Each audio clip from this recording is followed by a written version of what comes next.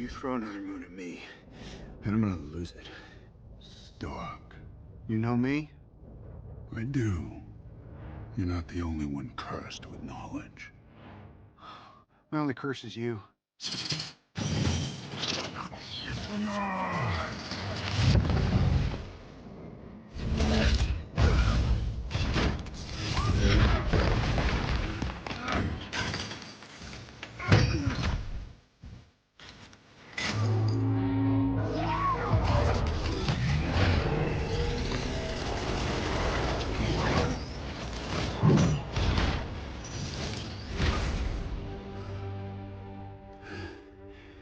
All that for a drop of blood.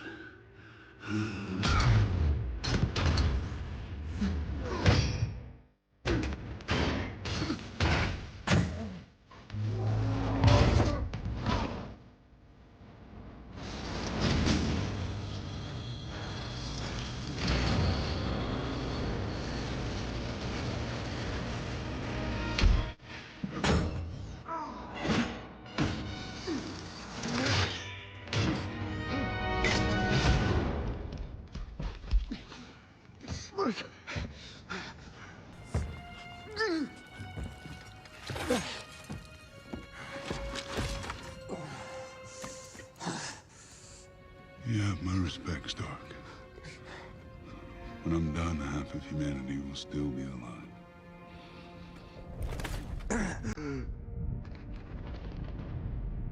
I hope they remember you.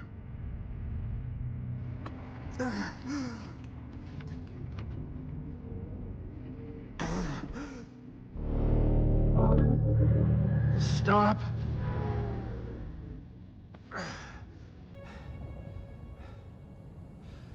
Spare his life, and I will give you the stone. No tricks.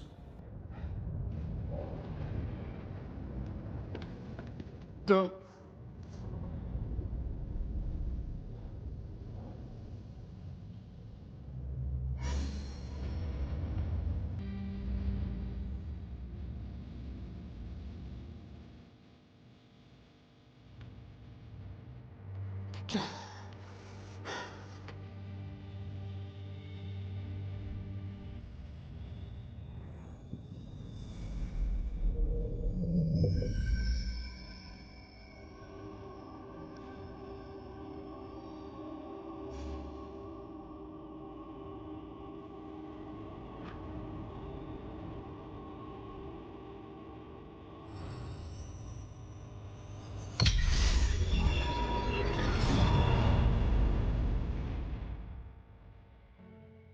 One to go.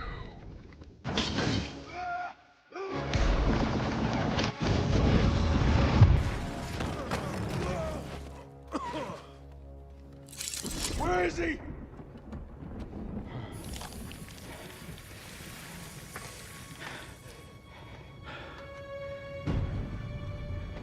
Did we just lose?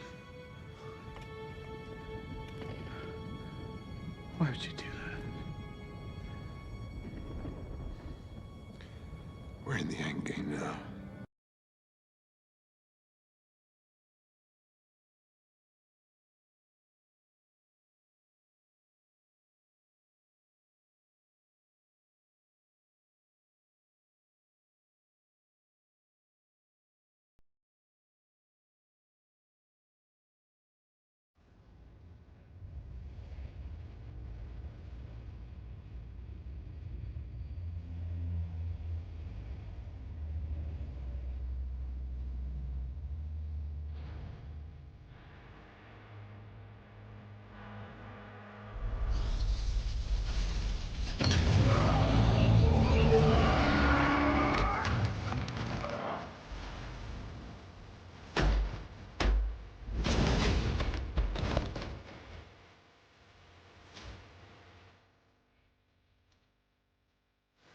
I am inevitable.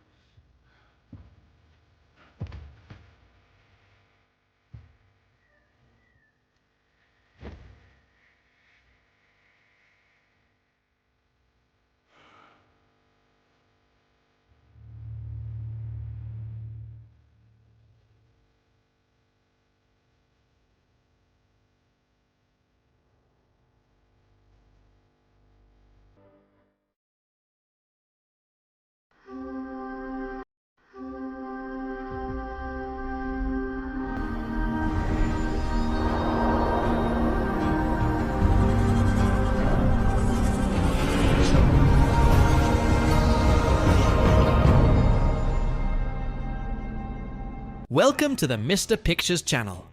Today, I'm going to bring a story entering the MCU, where many interesting points will be brought up, about an alternative version of Tony Stark with gold armor to fight an intergalactic threat. Let's get straight to the point. Tony Stark's last legacy, awakening at the end of the universe. Tony Stark opened his eyes and blinked several times. The last thing he remembered was the snap of his fingers with the Infinity Gauntlet. He had defeated Thanos. He had saved the universe. But then, he died. Or at least should have died. He stood up slowly, feeling the weight of his own body. But something was different. There was no pain, no burns, no damage caused by using the gauntlet. Where the hell was he? Looking around, he realized that the scenario didn't make sense.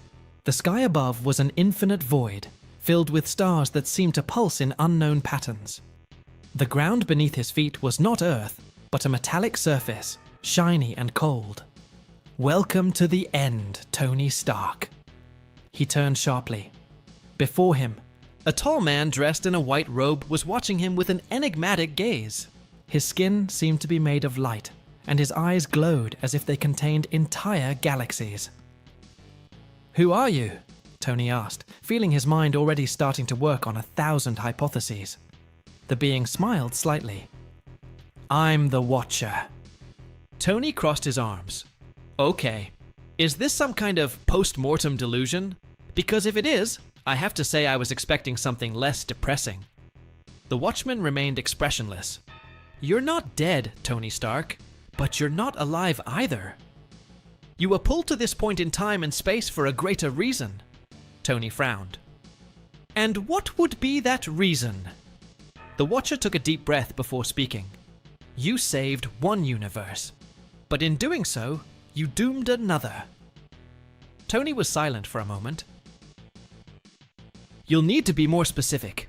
The Watcher extended his hand, and a holographic projection appeared. Tony saw distorted images of a reality he didn't recognize. Cities were on fire. Fallen heroes lay in ruins. At the center of it all, man in gold and black armor, raising a handful of cosmic energy. Tony's blood ran cold. He knew that armor design. It was his. "This can't be real." The Watcher looked directly at him. "This is a version of you, Tony Stark. A version that realized that to save the universe, it was not enough to destroy villains. It was necessary to rule everything, to be the only absolute truth." Tony swallowed. "And you want me to fix it?" The Watcher nodded. "You are the only person who can stand up to him. You must stop his own rise to power." Tony ran a hand over his face and laughed humorlessly. "Great. Now I'm hunting the evil version of myself. This sounds like a typical day in my life." The Watcher watched him for a moment before speaking. "This will be your toughest battle, Tony Stark. Because to beat him, you'll need to be more than Iron Man." Tony looked at the projection of his corrupted version and took a deep breath. He had faced gods, titans, and aliens, but he had never faced himself. And that was a problem. Returned to the battlefield, Tony felt an energy envelope his body. Before he could react, he was pulled into the dimensional vortex created by the Watcher. In the blink of an eye, he found himself in a devastated world. The air was heavy. The smell of destruction and blood permeated the environment. And then he saw it. On the horizon, an immense golden palace rose in the center of what was left of New York. Technological towers floated, drones patrolled the sky, and giant suits of armor marched like armies. And at the top of that empire, he was there. Tony Stark, or rather, Doom Stark. The alternate version of himself, who had abandoned all morality and become the supreme ruler of the multiverse. Tony clenched his fists. He needed to find allies. He needed to stop this. Because if I couldn't, humanity would no longer have hope. The golden path. The golden armor gleamed under the cold light of the universe. Tony Stark traversed the far reaches of space, his thrusters propelling him to a destination few would dare visit. the domain of the Celestials. He needed answers. How to defeat the version of himself that had become Doom? The stars became blurs as he accelerated, guided by ancient coordinates that were stored in his armor. Finally, after what seemed like hours, he arrived at the scene. The Eternal Abyss. A formless void where only those who had transcended mortality could enter. Tony took a deep breath. Okay, Celestials, I hope you're home. He landed in the center of the void, and as soon as his feet touched the invisible surface, the universe around him distorted. Suddenly, he was in front of them, the Celestials. Their colossal bodies shone like living stars, each of them representing a force beyond human comprehension. Orisham the Judge was the first to speak. Iron Man, why did you come to us? Tony wasted no time. Then, I need to know how to defeat Doomstark. He is collapsing the lines of the multiverse and intends to rule everything. I need a way to stop him. The Celestials remained silent for a moment. Then, one of them, Exitar, the Executioner, replied, "You'll never make it alone." Tony frowned. That's not a helpful answer, friend. I need something more specific. Orisham tilted his head slightly. Doomstark has become an entity beyond human understanding. He has absorbed powers that have made him an absolute being. If you want to defeat him, you will need strengths beyond your own. Tony gritted his teeth. So what do I do? Sit and watch as he rewrites reality his way? It was then that Exitar said something that made Tony shudder. If you want hope, you must turn to those who were once by your side. Tony was silent. Those who were by your side. He knew exactly what that meant. The Avengers. But they were all dead, right? Or could it be? He felt a spark of hope. If there was a chance, however small, that his former allies could help him, he needed to try. Wasting no time, Tony activated the thrusters and left the Celestials' domain. He had a new goal. Bring back those who could prevent the multiverse apocalypse. And if that meant defying the laws of time and death, so be it. Tony Stark was ready to rewrite history. The return of the Avengers. The Golden Armor's engines roared as Tony tore through the vastness of space, his mind racing with the impossible idea the Celestials had suggested. Reach out to those who were once by your side. But how? The Avengers were dead, scattered, or simply unable to face a being like Doomstark. He needed something more. And then, an idea emerged. If Doomstark had learned to manipulate time and space to shape the multiverse to his will, so could Tony Stark. His calculations were bold, bordering on insanity. But he had no choice. He would defy death itself. The first target, the God of Thunder Tony, adjusted the coordinates. Destination: Asgard. Or at least what was left of it.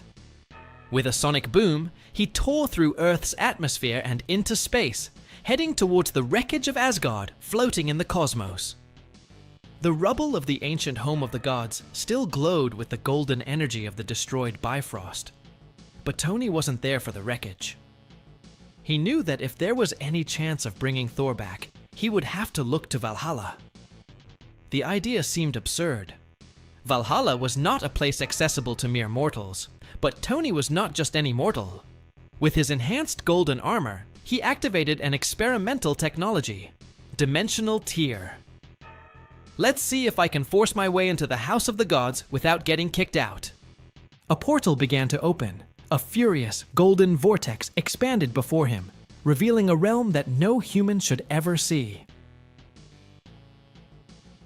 Valhalla. He took a step forward and fell. When he opened his eyes, he was standing on a golden field, under an eternal sky of battles. Ancient warriors, legendary figures. And there, in the center, raising his hammer in a toast with the fallen, was he, Thor. Tony approached. The god of thunder turned around, eyes blazing like raging storms. "Stark! How the hell did you get here?" Tony smiled. Long story, but in short, The universe is screwed, and we need your hammer once again. Thor stared at Tony for a moment. Then he threw his mug of mead aside and picked up Mjolnir. Then let's crush Doom. And a new Avenger had returned. The second target, the soldier and the King Thor and Tony now had a clear goal. They needed to find other allies. Next destination, Wakanda. Vibranium technology could be the key to bolstering the resistance against Doom Stark. They landed at the gates of Wakanda, only to find the kingdom shrouded in shadow and silence. Tony felt a chill. That doesn't feel right. Thor swung Mjolnir, ready to fight. It was then that a figure emerged from the darkness. Black Panther. But it wasn't the same T'Challa that Tony knew. This Black Panther looked older, darker, and carried the look of someone who had already seen the end of the world. Stark, you're back. Too late. Before Tony could ask, something moved behind T'Challa, a colossal shadow, a figure with a vibranium shield split in half. Tony's eyes widened. Steve! Captain America stepped forward, but something was wrong. His eyes were empty, his uniform torn, and when he spoke, his voice was just an echo of what it once was. Doom is already among us. Terror ran down Tony's spine. They weren't just late, Doom had already arrived first. Continues. Will Steve be corrupted by Doom? What will happen to Thor and Stark? Click the like button so you don't miss any videos. Until next time, bye.